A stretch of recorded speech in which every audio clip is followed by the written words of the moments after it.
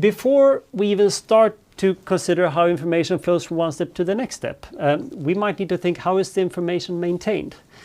Well, maintaining information or spreading it is when I have cell division. And when I have cell division, I'm going to need to turn one copy of DNA into two identical copies of DNA.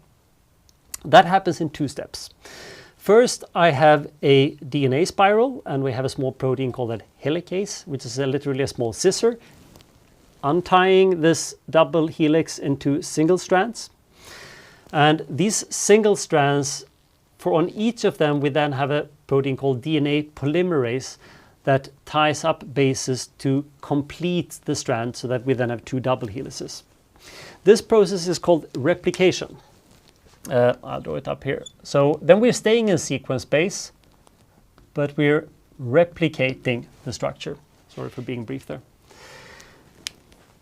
You're going to see lots of names like this. So this is a protein related to DNA, right? And then I would think it's polymer something.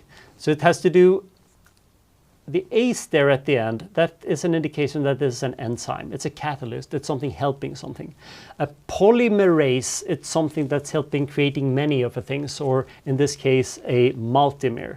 So that a polymerase is something that helps create a chain. So it's this small protein, the enzyme sitting there and helping completing one nucleotide bind to the next nucleotide, so we get the two full copies.